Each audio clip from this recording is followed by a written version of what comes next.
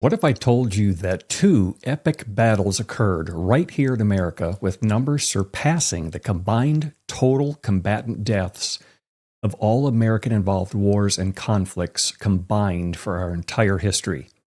You may have missed that in your American history textbooks, but that's why Truth to Mormons is here.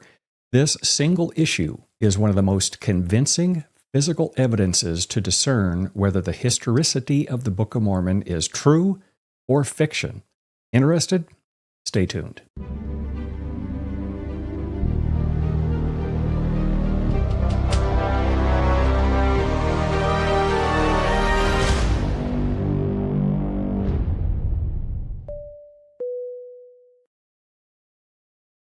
Hello again, and I'm Bill Young, and welcome to Truth to Mormons. In this episode, we're going to explore the extinction of two great civilizations where over 2 million people are said to have died over a landmass of just 1/2 of a mile and a mere 3 miles from the former home of Joseph Smith, Jr., the founder of the Church of Jesus Christ of Latter-day Saints. The introduction page of the Book of Mormon says it is a volume of Holy Scripture comparable to the Bible, and that it's a record of God's dealings with ancient inhabitants of the Americas. These people are known primarily as the Jaredites, the Nephites, and the Lamanites, with the Lamanites believed by LDS to be the ancestors of Native Americans. So we have a great advantage for examining the evidence of these civilizations, given that we know exactly where they fought their battles of extinction, at Hill Cumorah in western New York, and near the village Palmyra, where Joseph Smith grew up. While Mormonism today takes no position on where the Hill Cumorah battles took place, and you'll learn why after watching an upcoming video, early Mormon leaders were unequivocal that the hill and the battles conveniently took place in the backyard of Joseph Smith, Jr. And you're going to hear some quotes later in the upcoming video, but I'm showing you here just one letter from the office of the First Presidency of the Church of Jesus Christ of Latter-day Saints. That's coming with the same authority as the president and prophet and his 2 counselors, which are both apostles in the Mormon Church, wherein the underlined part I have there says, "The Church has long maintained, as attested by the references in the writings of general authorities, that the Hill Cumorah in western New York is the same as referenced in the Book of Mormon." All right, we're going to watch a very well done and historically accurate video produced by MormonHandbook.com. This video explains the problem that Mormonism has with the truth claims of the Book of Mormon. So let's watch. It'll be about 18 minutes, and then I'll have a few brief words on the other side.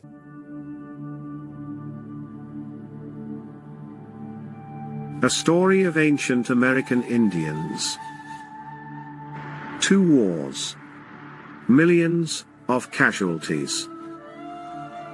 1 hill.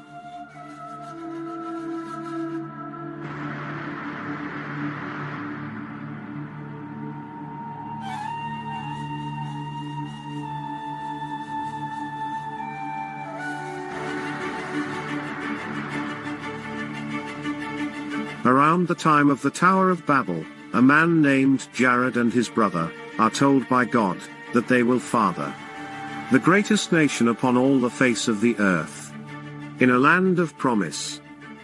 They constructed several barges, and with their family and friends, they sailed across oceans to reach the promised land, where the Jaredites began nation building.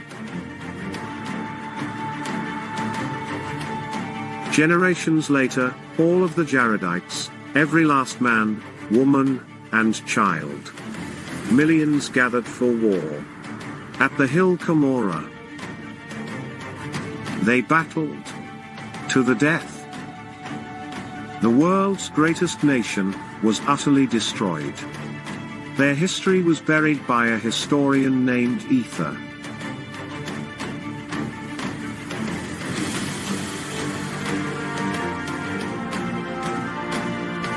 Centuries later, the Jaredite history is recovered and ends up in the hands of a Nephite historian. Like the Jaredites, the Nephites also sailed to the New World from the Near East. And just like the Jaredites, A millennium later, all of the Nephites gathered for war, at the same Hill Cumorah, and battled, to the death. And just like the historian Ether, Mormon, the Nephite historian, buried their history in the Hill Cumorah. And like the Jaredites, the Nephites are utterly destroyed. Mormon's son Moroni is their last survivor. Moroni abridged the Jaredite history, and amended his father's history, with post-war details, before burying his record.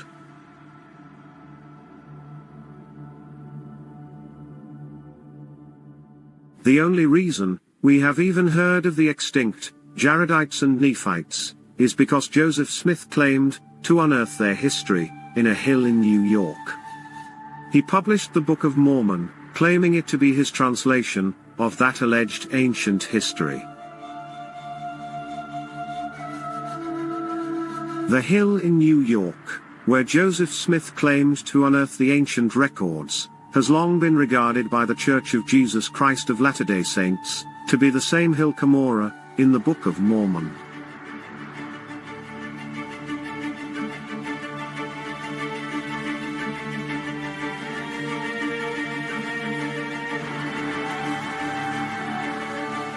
With the help of providing details only Joseph could have known, Oliver Cowdery composed a full history of the rise of the Church. Their history was the de facto and most complete church history of its time. At the direction of Joseph Smith, it was published in many church periodicals. Joseph even had it copied into his personal history. So what did Joseph and Oliver record about the Hill Cumorah? I must now give you some description of the place where, and the manner in which these records were deposited.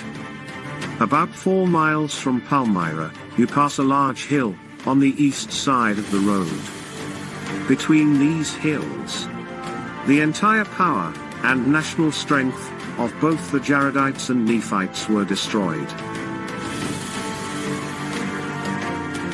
The significance of their history cannot be understated. Church leaders affirmed that Joseph declared this hill in New York to be the Book of Mormon's Hill Cumorah. Apostle McConkie, Joseph Smith, Oliver Cowdery, and many of the early brethren have left us pointed testimony as to the identity and location of Cumorah. President Fielding Smith. The prophet Joseph Smith himself is on record, definitely declaring the present hill, called Cumorah, to be the exact hill spoken of in the Book of Mormon.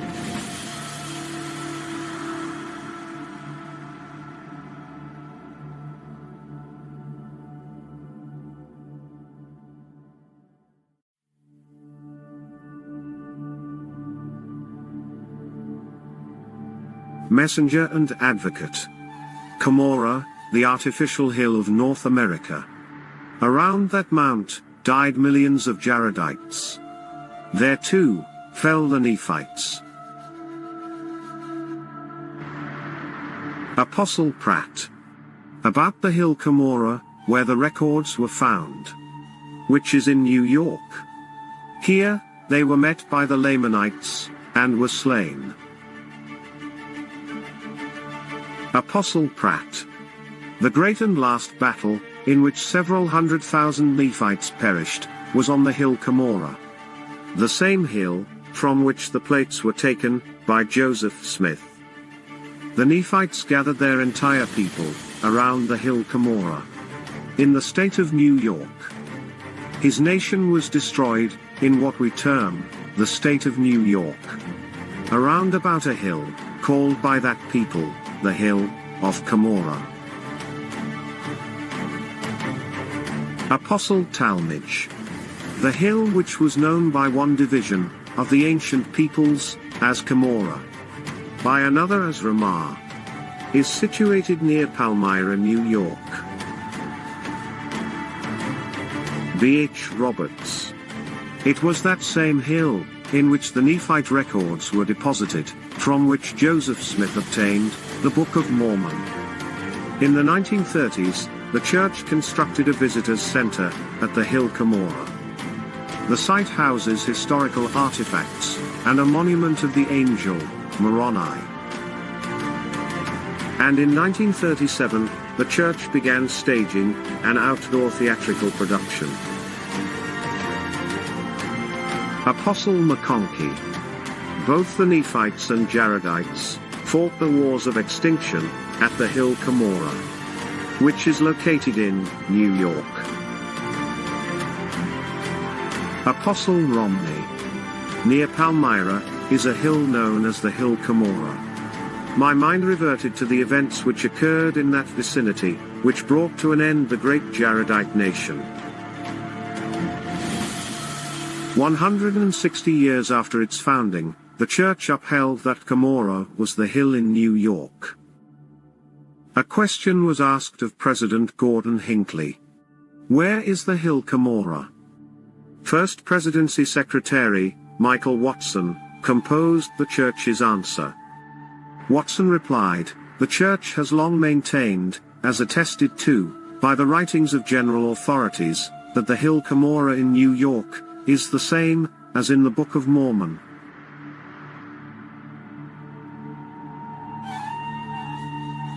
For centuries, attempting to confirm if the story of the Book of Mormon is factual, rather than a work of fiction, has been elusive. That the story speaks of two epic wars at the same hill, with millions of casualties. The Hill Cumorah should be an archaeological goldmine. But in fact, it is not. BYU Professor John Clark concedes. The Hill Cumorah, archaeologically speaking, it is a clean hill. No artifacts, no walls, no trenches, no arrowheads. The area immediately surrounding the hill is similarly clean. Pre-Columbian people did not settle or build here. This is not the place of Mormon's last stand. With little evidence that the story occurred here, Mormon apologists have been scouring the planet, attempting to locate where the events in the book could have taken place.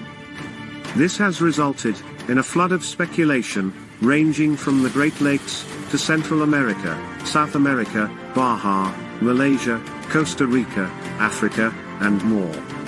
Even countless generic maps that don't correspond to any known topography. If the hill in New York is not Cumorah, then how did the plates get to New York? To make the story fit the archaeology, some assert that there must be two hills. In this theory, the actual Hill Cumorah, abounding with evidences of war, is in some unknown, distant land. And the records Mormon hid would still be buried in that hill. And in this theory, what Mormon gave Moroni was the entire Book of Mormon record. Moroni then trekked thousands of miles to bury his record in a second hill, the one near Palmyra, New York. Proponents of this two-hill theory say that the name Hill Cumorah was merely just a nickname given to this second hill by early church leaders. This revision has some major problems. First, it contradicts the Book of Mormon text. Mormon said that he buried all the records and only kept out just a few plates for his son Moroni. Mormon 6:6. I hid up in the Hill Cumorah all the records, save it were these few plates, which I gave to my son Moroni. It also contradicts Doctrine and Covenants. D&C 128:20. Glad tidings from Cumorah. Moroni, an angel from heaven, declaring the book to be revealed.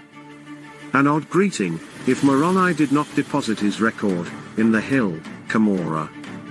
And it contradicts church hymns. An angel from on high. Lo! In Cumorah's lonely hill, a sacred record lies concealed, sealed by Moroni's hand. Odd lyrics, if Moroni never hid his record in Cumorah. Moroni himself named the New York Hill Cumorah. President Brigham Young. When Joseph got the plates, the angel instructed him to carry them back to the Hill Cumorah. It also contradicts church general authorities, who explicitly taught that Mormon and Moroni buried their plates in the same hill. B. H. Roberts. It was that same hill in which the Nephite records were deposited by Mormon and Moroni, and from which Joseph Smith obtained the Book of Mormon. Apostle Pratt. Moroni hid up the records in the Hill Cumorah, where they remained concealed until discovered to Mr. Smith. Apostle McConkie. The Hill Cumorah, which hill is located in New York. It was here that Moroni hid up the gold plates, from which the Book of Mormon was translated. Apostle Peterson. I do not believe that there were two Hill Cumorahs, one in Central America, and the other one up in New York. For the convenience of the prophet, Joseph Smith, so that the poor boy would not have to walk clear to Central America to get the gold plates. And most importantly, it contradicts Joseph Smith, who clearly understood that the Book of Mormon story largely took place in the Midwest Mid-Atlantic United States. We know that Joseph informed Oliver Cowdery, in their seminal history, that Palmyra, New York, was the epicenter of the Jaredite and Nephite nations. And while he was in New Portage, Ohio, Joseph Smith identified the remains of a Lamanite. Joseph came across a Lamanite upon digging up buried bones in New Portage, Ohio. Joseph Smith said that he was a white Lamanite. The curse was taken from him. His name was Zelph, a warrior under the great prophet Onondagas that was known from the Hill Cumorah. In a letter to his wife Emma, Joseph identified eastern Illinois as land once belonging to the Nephites. Joseph wrote, "We arrived on the Mississippi, wandering over the plains of the Nephites, picking up their skulls and bones, as a proof of its divine authenticity." Joseph also identified Huntsville, Missouri, as the Book of Mormon's city of Manti. Joseph said, "The camp passed through Huntsville in Randolph County, and is the ancient site of the city of Manti." And he identified an old Nephite tower, also in Missouri. Joseph said, "Tower Hill, a name I gave the place, in consequence of the remains of an old Nephite altar or tower that stood there." In the Book of Mormon story, Jesus tells the people that New Jerusalem will be established in this land. Joseph Smith identified that the New Jerusalem land is in Independence, Missouri. Joseph said, "New Jerusalem, which city shall be built, beginning at the temple lot, in the western boundaries of Missouri." Ruling out distant Book of Mormon locations, Joseph said that Moroni himself affirmed that the book's events occurred in the United States. Joseph said, "This messenger proclaimed himself to be an angel of God. I was also informed concerning the aboriginal inhabitants of this country." Joseph Smith clearly placed the events of the Book of Mormon between New York and Missouri, what he called the borders of the Lamanites. When Joseph Smith received a command to preach the gospel unto the Lamanites, notice that they did not go to Mexico, South America, Malaysia, or Africa. They went to New York, Ohio, and west through Missouri. Due to the lack of archaeological support for the New York Hill, the church seems to be distancing itself from Joseph's stance. For over 80 years running, the church discontinued the Hill Cumorah pageant. And, rather than provide revelation on the matter, the church issued a blanket statement, taking a neutral position on all Book of Mormon geography. In their statement, the Church said, such a study can be a distraction from its divine purpose. To be clear, the ancient authors of Book of Mormon scripture painstakingly engraved hundreds of named places and topography details, only for the Church to deem the study of those details a distraction. It is a sharp contrast to how the original Mormon prophet could so easily discern ancient Book of Mormon locations.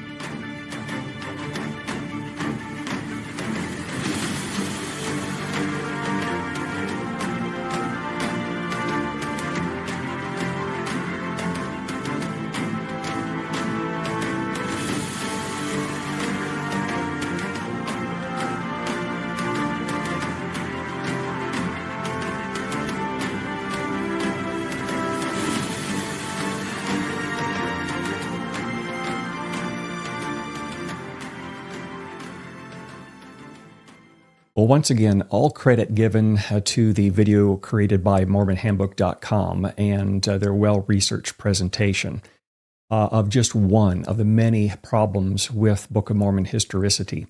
I encourage you to visit the show notes below to view their expansive online handbook and several videos on this problematic Mormon truth claim and many, many more. So, Latter-day Saint viewers, I'm asking you to recognize that faith is the evidence of things not seen. We get that in Hebrews 11:1. But biblical and saving faith is not trusting in spite of evidence unseen that should be seen. And that's exactly the damning problem of archaeology that we're seeing here on the clean Hill Cumorah. It simply strains just common sense to believe that over 2 million people fought to the death in Joseph Smith's own backyard and left no trace of their demise. If ancient Jaredites and Nephites fought to extinction, and if they were real historical people, then there should be tangible evidence of it. Given that the Mormon Church owns the Hill Cumorah in Manchester, New York, LDS leadership could at any time order excavation instructions if they wanted to. Nothing would be more dispositive and convincing of the historicity of the Book of Mormon than digging up the evidence that the Book of Mormon describes. Yet no digging from the Church. Latter-day Saint, why do you think that is, honestly? So, for LDS watching that are too young to know, when I was an active Mormon, there was zero debate as to where the Hill Cumorah is. But like many things in church history, apologists have been busy making post hoc explanations for alternative locations to explain away the lack of evidence where it should be expected in abundance. In fact, I was on a mission one time when I was in the Army. We had flown from Honduras to Guatemala, and on the way back, we dropped into the Copan ruins. And during a tour there, one of the native guides, I'll never forget, pointed out one of the statues as we were walking by it, and with a grin said that Americans believe that ancient people from Israel or people from the Bible once lived here. And I explained to him that only Mormons believe that, not Christians. Anyway, I just want to reemphasize, once again, over 2 million warriors, women, and children died on and around that hill, and yet 0 skeletal remains, 0 chariots, as mentioned in Alma 18 and 20, 0 swords of steel, as mentioned in Ether 7 and 2 Nephi 5, 0 breastplates, as mentioned in Mosiah 8, 0 helmets, 0 shields, 0 Nephite coins, 3 Nephi 12, 0 horses, mentioned in Alma 18 and 20, and 3 Nephi 3, and on and on and on. In short, we have 2 lost civilizations, vanished without a trace. And again, these annihilated people groups should have left evidence in numbers surpassing, as I'm showing on the chart there, the combined total combatant deaths for all American-involved wars and conflicts for our entire history, yet nothing. Or there is an alternative. These people only lived in the fruitful mind of Joseph Smith, Jr. And Latter-day Saint, if that's the case, then you know what unravels from there. That means the Book of Mormon is false. Its false prophet was a liar. and the Mormon Church is not true. I know that's inconvenient, that's hard to wrestle with, but that's where my mind has gone, just applying simple common sense and logic to this when I became aware of this as a Latter-day Saint. So let's finish with the perspective of a non-Latter-day Saint anthropologist called or named Michael Coe. He was best known for his work on the Maya civilization, exactly where LDS apologists now typically go for an alternative location for these two battles. It was, again, the same area I was in when I was in Guatemala. Cole was a highly accomplished and respected professor of anthropology at Yale University, and he was a curator for anthropology collection at the Peabody Museum of Natural History. In short, his work and his experience is unimpeachable. And for Latter-day Saints who like to caricature non-LDS as anti-Mormon, Dr. Coe was irreligious. He didn't hold to any faith. And so he approached his work with the dispassionate, just the facts method that you would expect professionals in his field to practice.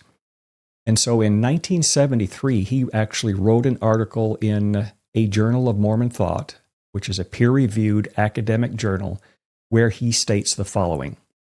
Let me now state uncategorically that as far as I know, there's not one professionally trained archaeologist who is not a Mormon who sees any scientific justification for believing the foregoing to be true. Nothing, absolutely nothing, has ever shown up in any New World excavation which would suggest to a dispassionate observer that the Book of Mormon is a historical document relating to the history of early migrants to our hemisphere.